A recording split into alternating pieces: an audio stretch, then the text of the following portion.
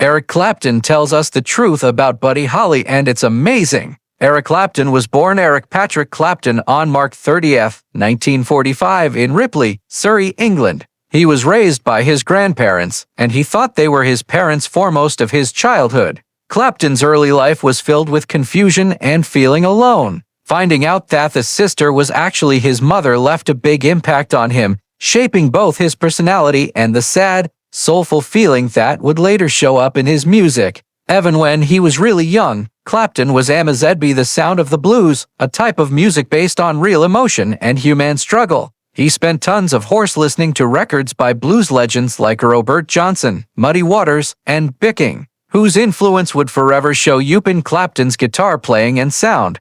Clapton's rise to fame started in Theory 1960 seconds when he joined the Yardbirds, a British band that mixed rhythm and blues with rock energy. His amazing skill on the guitar quickly got him the nickname Slow Hand, a reference to his careful playing style and his calm, steady way of performing on stage. But Clapton was restless with his art after leaving the Yardbirds because of creative differences. He wanted to stay true to the blues while the band moved toward pop. He joined John Mayall and the Bluesbreakers. It was here that Clapton's reputation as a blues master became solid. His fiery, emotional-charged solos on the album Bluesbreakers with Eric Clapton, 1966, made him a legend overnight. Fans famously wrote Clapton is God on London walls, proof of the amazement his playing inspired during the peak of the British blues explosion. In 1966, Clapton helped start the power trio Cream with Jack Bruce and Ginger Baker, a group that changed rock music with its mix of blues, improvisation, and psychedelic sound with hits like Sunshine of Your Love, White Room, and Crossroads. Cream lifted Clapton's status to that of a rock god. His technical mastery and expressive tone turned every live performance into a mesmerizing journey, balancing precision with emotion in a way few guitarists could match. After Cream broke up in 1968, Clapton formed Blind Faith alongside Steve Winwood, Ginger Baker, and Rick Gregg. Though the band lasted only a short time, it produced memorable work that further showed his versatility and sensitivity as a musician. The 1970s marked both the height of Clapton's creativity and the lowest points of his personal struggles. He released his landmark solo album Eric Clapton, 1970, followed by 461 Ocean Boulevard, 1974, which featured his soulful version of Bob Marley's I Shot the Sheriff. However, fame came at a heavy price. Clapton battled heroin addiction and later alcoholism,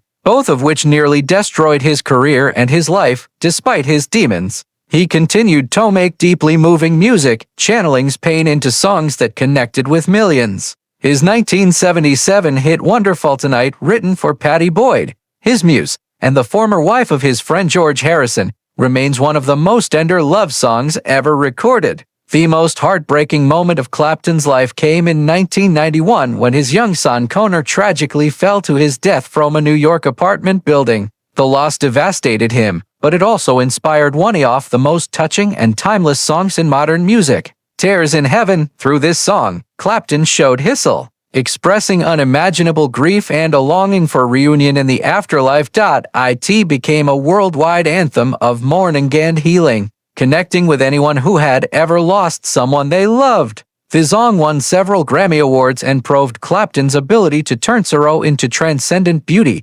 throughout his long and impressive career. Eric Clapton has won 18 Grammy Awards and is the only artist ever to be inducted into the Rock and Roll Hall of Fame 3 times, once as a solo artist and separately as a member of the Yardbirds and Cream. His collaborations span an extraordinary range of artists from King and J.J. Cale to George Harrison and Phil Collins. Despite periods of self-doubt and stepping away from the spotlight, Clapton's artistry has never wavered. His guitar tone, warm, expressive, and instantly recognizable, continues to inspire generations of musicians. Whether playing electric or acoustic, Clapton's touch carries a human depth that transcends genres and eras. Beyond his musical legacy, Clapton's life has been one of redemption and generosity. After conquering addiction, he dedicated himself to helping others, founding the Crossroads Center in Antigua, a treatment facility for people battling substance abuse. Through the annual Crossroads Guitar Festival, he has also raised millions of dollars for charity while bringing together some of the greatest guitarists of all time to celebrate. The spirit of music and unity. Eric Clapton's romantic life has often been as captivating and emotional charged as the music that made him a legend. His marriages, first to Pattie Boyd and later to Melia McHenry, represent two very different chapters of his life, both deeply influential in shaping the man and the artist behind timeless songs of love, loss, and redemption. Clapton's first marriage was to Pattie Boyd. The English model and photographer had previously been married to Beatles guitarist George Harrison. Their union in 1979 came after years of intense emotional turmoil and artistic obsession. Boyd, known for her ethereal body and for being the muse behind several classic rock songs, was at the center of one of rock music's most famous love triangles.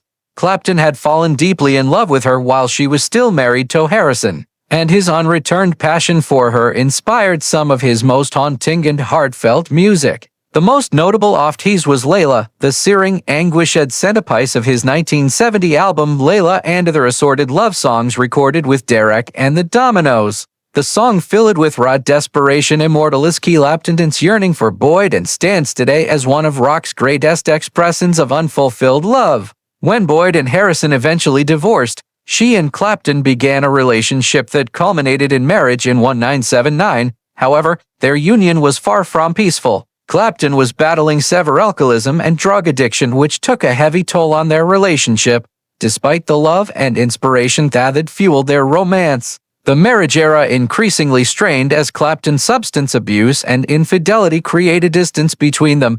Boyd later revealed that life with the legendary guitarist was both glamorous and heartbreaking, filled with moments of brilliance, but shadowed by emotional volatility. By 1989, after a decade of trying to reconcile the pain and instability that plagued their relationship, they divorced. Boyd went on to publish her autobiography, Wonderful Tonight, named after another of Clapton's love songs written for her, in which she offered a candid and compassionate account of their years together. The book painted a portrait of a man torn between genius and self-destruction, and a woman who loved him deeply but could not save him from himself. Clapton's second marriage marked a turning point in his personality, a period of renewal, stability, and emotional maturity. In 2002, he married Melia McHenry, an American graphic designer he had met at a party in Los Angeles in 1999. McHenry was 24 years younger than Clapton, but their connection was immediate and sincere. Unlike the turbulent passion-fueled relationships of his earlier years,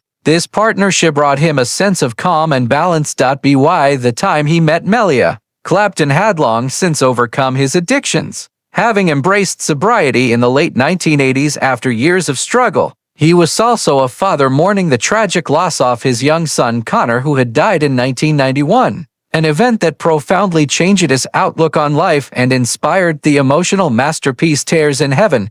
Melia McHenry helped Clapton find peace after decades of turmoil. Their marriage has been described as one grounded in mutual respect, family devotion, and shared faith. Together they have three daughters, Julie Rose, Ella May, and Sophie Bell, and Clapton often speaks of his joy in being a husband and father, something that eluded him in his younger years. Their relationship reflects a matured Clapton, one who has moved beyond the heartbreak and excesses of his rock star days to embrace a more reflective, grounded existence. Today, Eric Clapton and Melia McHenry's marriage stands as a testament to enduring love and second chances. While his marriage to Pattie Boyd was a stormy saga of obsession, creativity, and pain, immortalized in some of the greatest songs of the 20th century, his life with Melia represents healing, stability, and quiet happiness. Together, these two relationships receive emotional journey of a man whose life and art have always been intertwined. From the anguished cry of Layla to the tender hope of Wonderful Tonight and the spiritual depth of his later work, through them, Clapton's music continues to echo the highs and lows of his extraordinary search for love and peace. Few moments in rock history have carried as much weight as when Eric Clapton, one of the most respected guitarists of all time, opened up about the influence and mystery surrounding Buddy Holly, Douglas's wearing pioneer who forever shanged the sound of popular music. In a rare and deeply personal interview, Clapton offered an emotional reflection on how Holly shaped his early life, his music, and even his understanding of fame and tragedy. What he revealed about his connection to the late rock and roll legend left fans both astonished and moved. Clapton began by expressing deep admiration for Buddy Holly's sonic artistry and understandability. "When I first heard Buddy Holly," Clapton said, "it was like someone had opened a door I didn't even know existed. His music was simple, but inside that simplicity was a kind of perfection I had never encountered before." For a young British teenager growing up in post-war England, Holly's upbeat yet sincere sound represented freedom, rebellion, and an entirely new world of possibility. Clapton remembered being his first Buddy Holly record, "That'll Be the Day," with a sense of a weaned destiny. It wasn't just the song Hair called. It was the feeling, that sense of joy mixed with sadness. I felt like he was speaking directly to home. But then Clapton revealed something few people had ever heard him admit before. "I never told anyone this," he confessed, "but Buddy Holly's death had a deeper impact on me than almost any other loss in music. I remember when I heard the news. It was like the world stopped for a moment. I was just a boy, but it shook me to my core." He described that February day in 1959, the day the music died, as a spiritual turning point. For Clapton, the tragic plane crash that took Holly's life alongside Richie Valens and J.P. the Big Bopper Rickardson was not just a loss to rock and roll. It was the loss of innocence itself. "It was the first time I understood that music wasn't immortal," he said. "That the people who gave us this magic were fragile, human, and could disappear in an instant." Clapton's revelations grew even more startling when he connected Holly's influence to his own emotional struggles and career decisions. "I think in some way, Buddy's death made me afraid of success," he admitted. "He was at the top of the world, young, talented, adored, and then he was gone. It planted something in my mind, a fear that fame might come with a price." That haunting awareness followed Clapton through a his rise to stardom through the days of Yardbirds, Cream, and his solo career. "The pressure, the expectation, and the sense of impermanence all traced back," he said, "to the lessons he subconsciously absorbed from Holly's story." Clapton also revealed that Holly's approach to songwriting quietly shaped his own compositions more than people realized. "People talk about Robertson or Muddy Waters when they mention my influences, and rightly so," Clapton said. "But Buddy Holly taught me something the blues didn't: the power of innocence. He could sing about love, heartbreak, or longing without cynicism. That purity was incredibly hard to achieve." Clapton explained that songs like Wonderful Tonight and Layla, while rooted in his personal experiences, carried the melodic and emotional honesty that he first found in Holly's music. "I owe that balance between motion and melody to Buddy," he said. Then came the part that truly stunned listeners, a confession that tied his life's work to the spirit of Holly in a profound way. "When I recorded Tears in Heaven, I thought a lot about Buddy," Clapton revealed. "He lost his life so young, and he lost my son the same way, suddenly without warning. There's something about that kind of loss that connects you across time. I felt his presence when he wrote that song." Clapton's voice reportedly broke as he spoke those words, illustrating that his bond with Holly had evolved from admiration into something deeply spiritual. "He was gone long before I could ever meet him, but his music taught me how to cope with pain, how to turn grief into beauty." Finally, Clapton left fans with a reflection that was both chilling and comforting. "I think Buddy Holly knew more than he ever said," Clapton mused. "There's a kind of quiet wisdom in his songs, a knowing that life doesn't last forever, but music does. Maybe that's why he smiled the way he did, like he was already aware that he'd live on in every note he played." For Clapton, Buddy Holly remains not just a musical idol, but a spiritual guide. A reminder of why music matters and why every note should be played as if it were the last. In revealing the depth of that connection, Eric Clapton gave the world not just a glimpse into his heart, but into the unspoken truth that ties every musician to the legends who came before. The truth, as Clapton told it, was simple but shocking. "Buddy Holly didn't just inspire me, he saved me."